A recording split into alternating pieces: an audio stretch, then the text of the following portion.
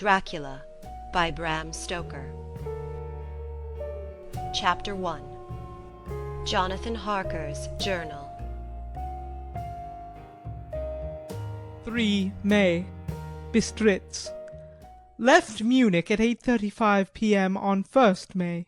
Arriving at Vienna early next morning. Should have arrived at 6:46, but train was an hour late. Budapest seems a wonderful place, from the glimpse which I got of it from the train and the little I could walk through the streets. I feared to go very far from the station, as we had arrived late and would start as near the correct time as possible. The impression I had was that we were leaving the west and entering the east. The most western of splendid bridges over the Danube, which is here of noble width and depth, took us among the traditions of Turkish rule. We left in pretty good time, and came after nightfall to Klausenberg. Here I stopped for the night at the Hotel Royal. I had for dinner, or rather supper, a chicken done up some way with red pepper, which was very good, but thirsty. Get recipe for Mina. I asked the waiter, and he said it was called paprika Händel, and that, as it was a national dish, I should be able to get it anywhere along the Carpathians. I found my smattering of German very useful here. Indeed, I don't know how I should be able to get on without it. Having had some time at my disposal when in London, I had visited the British Museum, and made search among the books and maps in the library regarding Transylvania. It had struck me that some foreknowledge of the country could hardly fail to have some importance in dealing with a nobleman of that country. I find that the district he named is in the extreme east of the country, just on the borders of 3 states, Transylvania, Moldavia, and Bukovina, in the midst of the Carpathian Mountains, one of the wildest and least known portions of Europe. I was not able to light on any map or work giving the exact locality of the Castle Dracula, as there are no maps of this country as yet to compare with our own Ordnance Survey maps, but I found that Bistritz, the post town named by Count Dracula, is a fairly well-known place. I shall enter here some of my notes, as they may refresh my memory when I talk over my travels with Mina.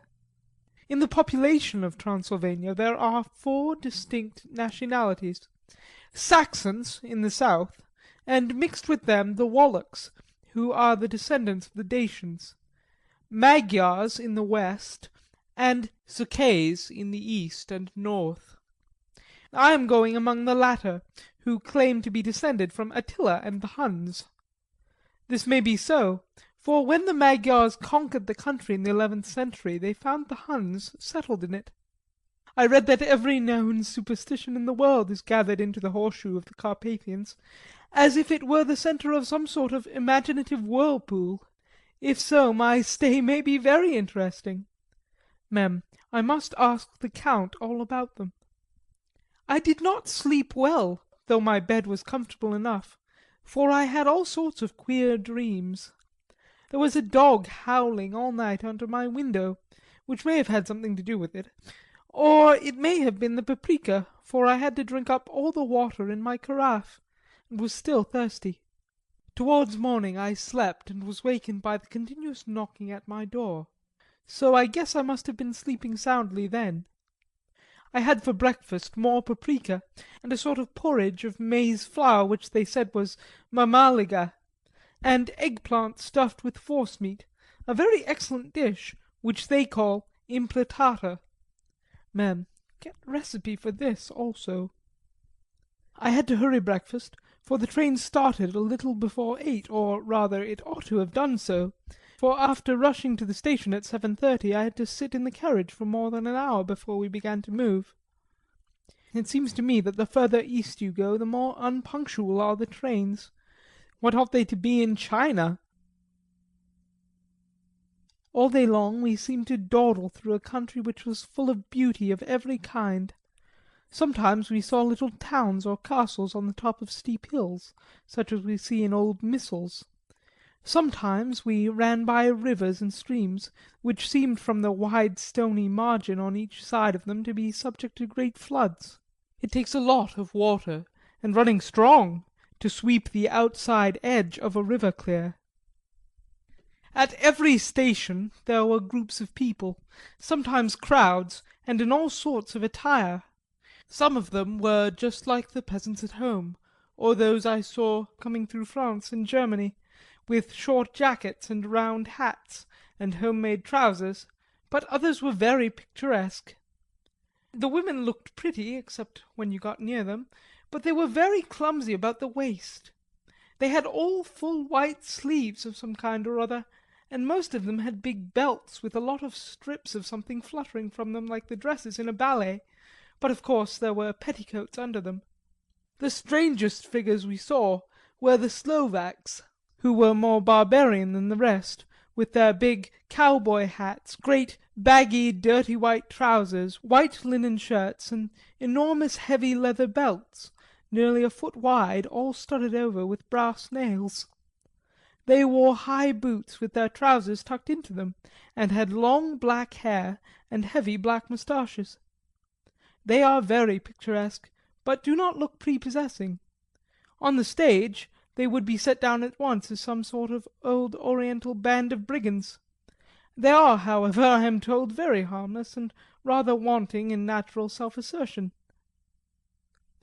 It was on the dark side of twilight when we got to Bistritz, which is a very interesting old place, being practically on the frontier, for the Borgo Pass leads from it into Bukovina. It has had a very stormy existence, and it certainly shows marks of it.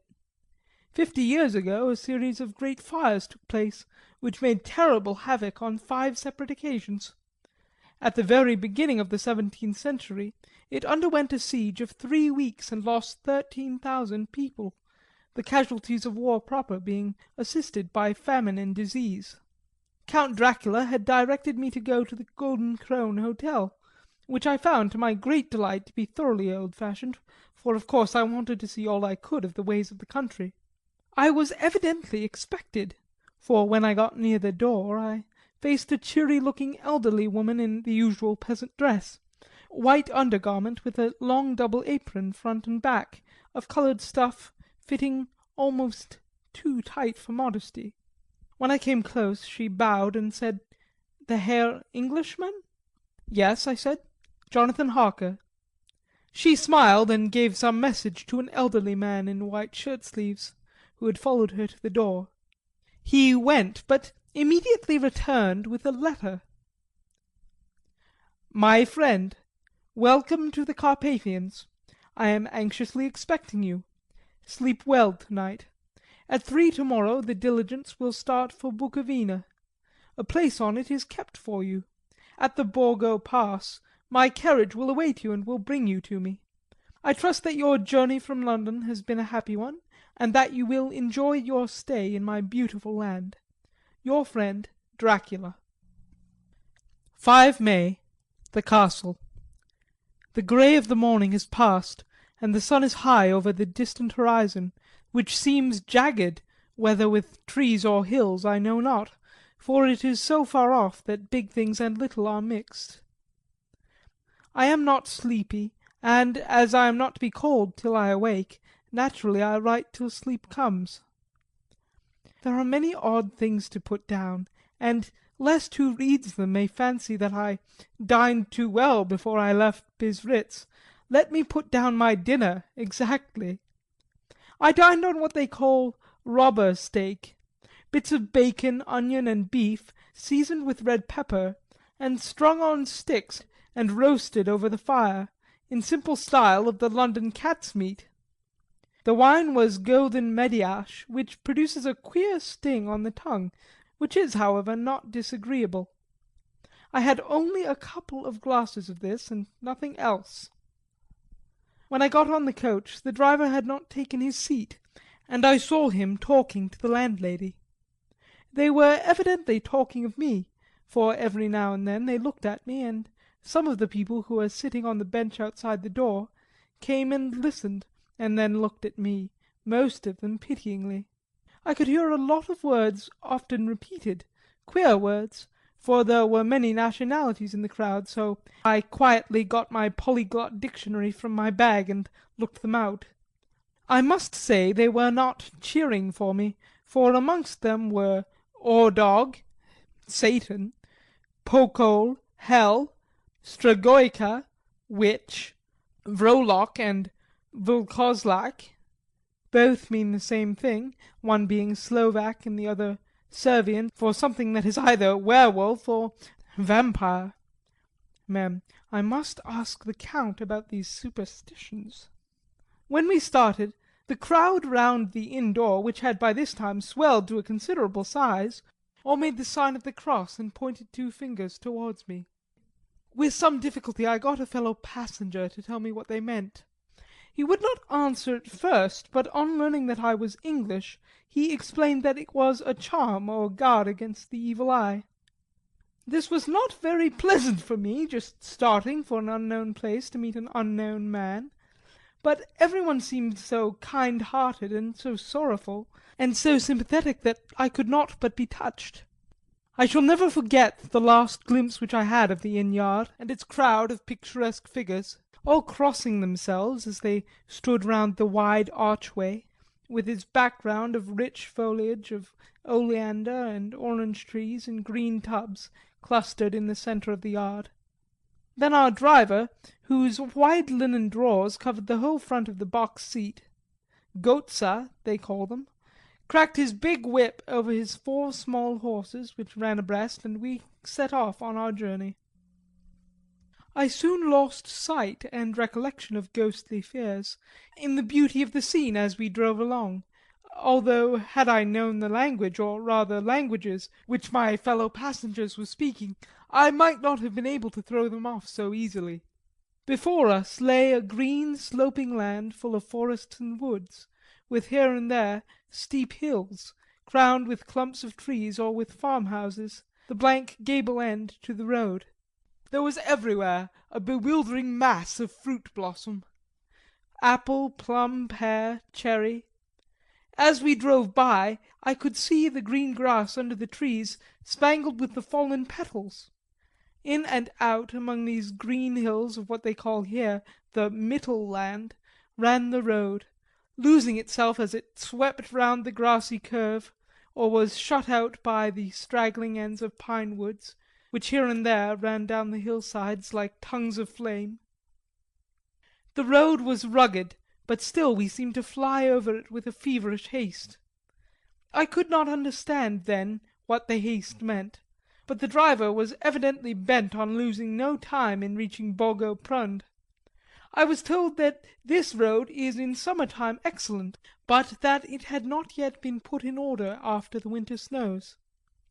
In this respect it is different from the general run of roads in the Carpathians, for it is an old tradition that they are not to be kept in too good order.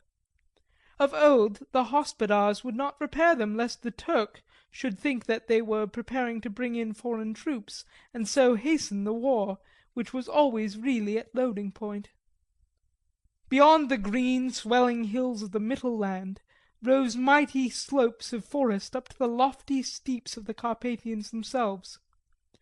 Right and left of us they towered, with the afternoon sun falling full upon them and bringing out all the glorious colours of the beautiful range, deep blue and purple in the shadows of the peaks, green and brown where grass and rock mingled, and an endless perspective of jagged rock and pointed crags, till these were themselves lost in the distance, where the snowy peaks rose grandly.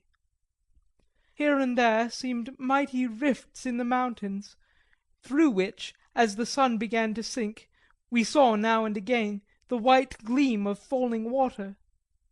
One of my companions touched my arm as we swept round the base of a hill and opened up the lofty snow-covered peak of a mountain, which seemed, as we wound on our serpentine way, to be right before us. "Look! Eastern Sek!" God's seat, and he crossed himself reverently. As we wound on our endless way, and the sun sank lower and lower behind us, the shadows of the evening began to creep round us. This was emphasised by the fact that the snowy mountain top still held the sunset, and seemed to glow out with a delicate cool pink. Here and there we passed Czechs and Slovaks, all in picturesque attire, but I noticed that goitre was painfully prevalent. By the roadside were many crosses, and as we swept by, my companions all crossed themselves. Here and there was a peasant man or woman kneeling before a shrine, who did not even turn round as we approached, but seemed in the self-surrender of devotion to have neither eyes nor ears for the outer world. There were many things new to me. For instance, hayricks in the trees, and here and there very beautiful masses of weeping birch, their white stems shining like silver through the delicate green of the leaves. Now and again we passed a lighter wagon, the ordinary peasant's cart, with its long snake-like vertebra calculated to suit the inequalities of the road. On this were sure to be seated quite a group of home-coming peasants, the Czechs with their white, and the Slovaks with their coloured sheepskins, the latter carrying lance-fashion their long staves with axe at end. As the evening fell, it began to get very cold, and the growing twilight seemed to merge into one dark mistiness the gloom of the trees, oak, beech, and pine, though in the valleys which ran deep between the spurs of the hills, as we ascended through the pass, the dark firs stood out here and there against the background of late-lying snow. Sometimes, as the road was cut through the pine woods that seemed in the darkness to be closing down upon us, great masses of greyness which here and there bestrewed the trees produced a peculiarly weird and solemn effect, which carried on the thoughts and grim fancies engendered earlier in the evening, when the falling sunset threw into strange relief the ghost-like clouds which amongst the Carpathians seemed to wind ceaselessly through the valleys. Sometimes the hills were so steep that, despite our driver's haste, the horses could only go slowly. I wished to get down and walk up them, as we do at home, but the driver would not hear of it. "No, no," he said, "you must not walk here. The dogs are too fierce." And then he added, with what he evidently meant for grim pleasantry, for he looked round to catch the approving smile of the rest, "and you may have enough of such matters before you go to sleep." The only stop he would make was a moment's pause to light his lamps. When it grew dark there seemed to be some excitement among the passengers, and they kept speaking to him, one after the other, as though urging him to further speed. He lashed the horses unmercifully with his long whip, and with wild cries of encouragement urged them on to further exertions. Then through the darkness I could see a sort of patch of grey light ahead of us, as though there were a cleft in the hills. The excitement of the passengers grew greater. The crazy coach rocked on its great leather springs and swayed like a boat tossed on a stormy sea. I had to hold on. The road grew more level and we appeared to fly along. Then the mountains seemed to come nearer to us on each side and to frown down upon us. We were entering on the Borgo Pass. One by one several of the passengers offered me gifts, which they pressed upon me with an earnestness which would take no denial. These were certainly of an odd and varied kind, but each was given in simple good faith, with a kindly word and a blessing, and that same strange mixture of fear-meaning movements which I had seen outside the hotel at Bistritz, the sign of the cross and the guard against the evil eye. Then, as we flew along, the driver leaned forward, and on each side the passengers, craning over the edge of the coach, peered eagerly into the darkness. It was evident that something very exciting was either happening or expected, but though I asked each passenger, no one would give me the slightest explanation. This state of excitement kept on for some little time. At last we saw before us the pass opening out on the eastern side. There were dark rolling clouds overhead, and in the air the heavy oppressive sense of thunder. It seemed as though the mountain range had separated two atmospheres, and that now we had got into the thunderous one. I was now myself looking out for the conveyance which was to take me to the Count. Each moment I expected to see the glare of lamps through the blackness, but all was dark. The only light was the flickering rays of our own lamps, in which the steam from our hard-driven horses rose in a white cloud. We could see now the sandy road, lying white before us, but there was on it no sign of a vehicle. The passengers drew back with a sigh of gladness, which seemed to mock my own disappointment. I was already thinking what I had best do, when the driver, looking at his watch, said to the others something which I could hardly hear, it was spoken so quietly and in so low a tone. I thought it was an hour less than the time. Then, turning to me, he spoke in German worse than my own. "There is no carriage here. The Herr is not expected after all. He will now come on to Bukovina, and return tomorrow, or the next day, better the next day." Whilst he was speaking the horses began to neigh and snort and plunge wildly, so that the driver had to hold them up.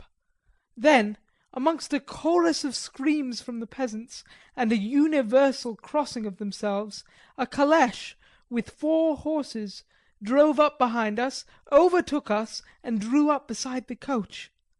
I could see from the flash of our lamps, as the rays fell on them, that the horses were coal-black and splendid animals.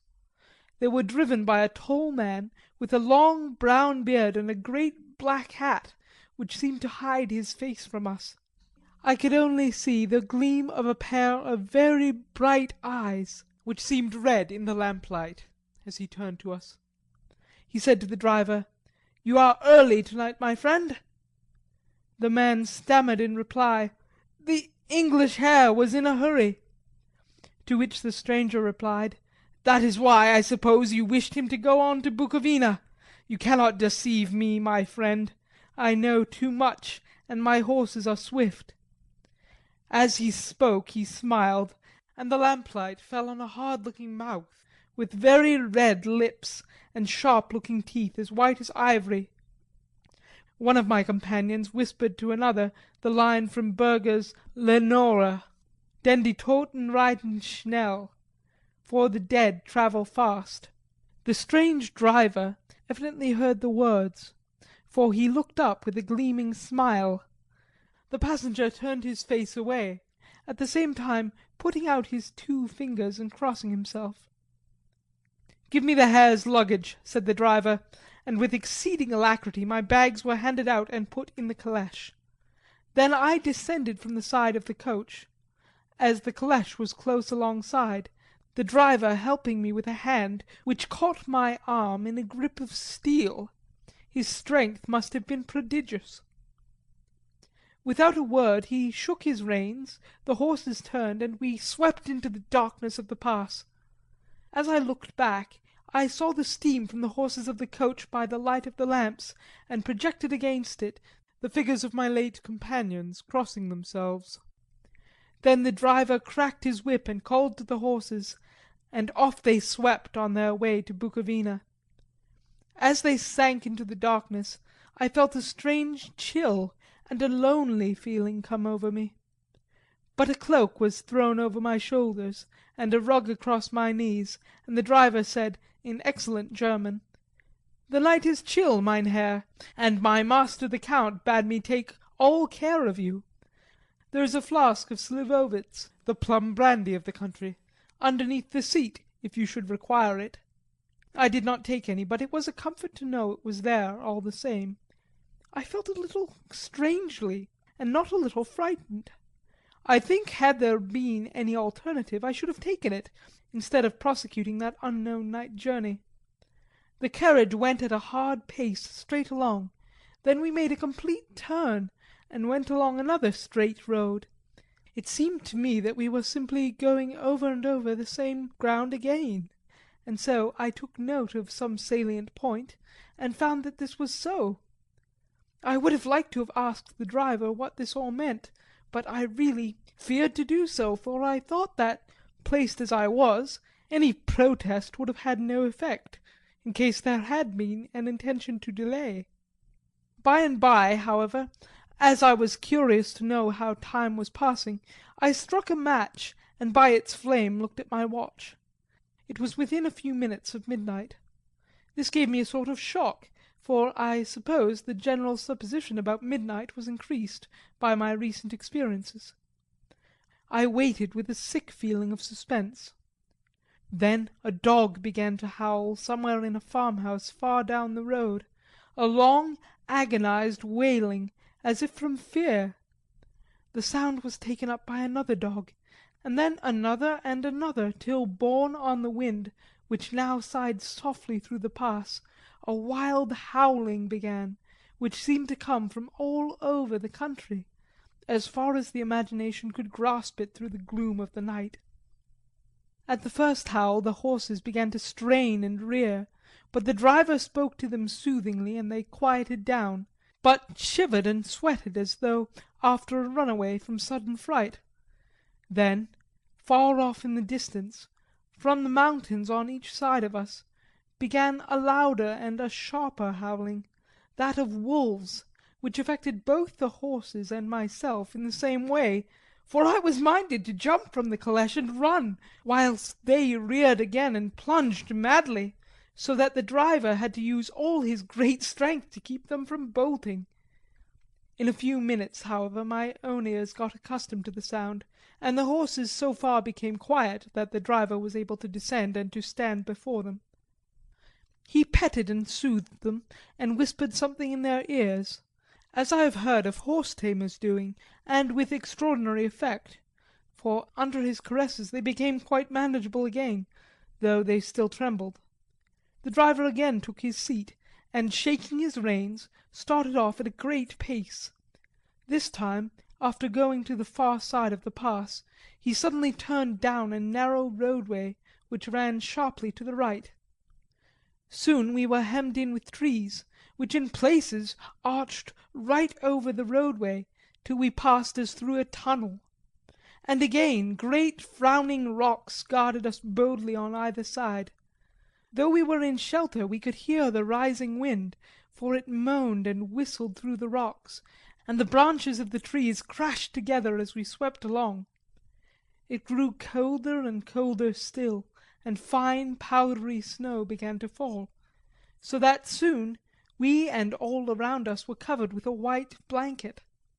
The keen wind still carried the howling of the dogs, though this grew fainter as we went on our way. The baying of the wolves sounded nearer and nearer, as though they were closing round on us from every side. I grew dreadfully afraid, and the horses shared my fear. The driver, however, was not in the least disturbed. He kept turning his head to left and right, but I could not see anything through the darkness. Suddenly, away on our left, I saw a faint flickering blue flame. The driver saw it at the same moment. He at once checked the horses, and jumping to the ground, disappeared into the darkness. I did not know what to do, the less as the howling of the wolves grew closer. But while I wondered, the driver suddenly appeared again, and without a word took his seat, and we resumed our journey. I think I must have fallen asleep and kept dreaming of the incident, for it seemed to be repeated endlessly, and now, looking back, it is like a sort of awful nightmare. Once the flame appeared so near the road that even in the darkness around us I could watch the driver's motions. He went rapidly to where the blue flame arose. It must have been very faint, for it did not seem to illuminate the place around it at all, and gathering a few stones, formed them into some device. Once there appeared a strange optical effect. When he stood between me and the flame, he did not obstruct it, for I could see its ghostly flicker all the same. This startled me, but as the effect was only momentary, I took it that my eyes deceived me straining through the darkness. Then for a time there were no blue flames, and we sped onwards through the gloom, with the howling of the wolves around us, as though they were following in a moving circle. At last there came a time when the driver went further afield than he had yet gone, and during his absence the horses began to tremble worse than ever and to snort and scream with fright. I could not see any cause for it, for the howling of the wolves had ceased altogether. But just then the moon, sailing through the black clouds, appeared behind the jagged crest of a beetling, pine-clad rock, and by its light I saw around us a ring of wolves, with white teeth and lolling red tongues, with long, sinewy limbs and shaggy hair. They were 100 times more terrible in the grim silence which held them than even when they howled. For myself, I felt a sort of paralysis of fear. It is only when a man feels himself face to face with such horrors that he can understand their true import. All at once the wolves began to howl as though the moonlight had some peculiar effect on them. The horses jumped about and reared, and looked helplessly round with eyes that rolled in a way painful to see. But the living ring of terror encompassed them on every side, and they had perforce to remain within it. I called to the coachman to come, for it seemed to me that our only chance was to try to break out through the ring, and to aid his approach I shouted and beat the side of the calèche, hoping by the noise to scare the wolves from the side, so as to give him a chance of reaching the trap. How he came there I know not, but I heard his voice raised in a tone of imperious command, and looking towards the sound saw him standing in the roadway. As he swept his long arms, as though brushing aside some impalpable obstacle, the wolves fell back and back further still. Just then a heavy cloud passed across the face of the moon, so that we were again in darkness. When I could see again, the driver was climbing into the calèche, and the wolves disappeared. This was all so strange and uncanny that a dreadful fear came upon me, and I was afraid to speak or move. The time seemed interminable as we swept on our way, now in almost complete darkness, for the rolling clouds obscured the moon. We kept on ascending, with occasional periods of quick descent, but in the main always ascending. Suddenly I became conscious of the fact that the driver was in the act of pulling up the horses in the courtyard of a vast ruined castle, from whose tall black windows came no ray of light, and whose broken battlements showed a jagged line against the sky. End of Chapter 1.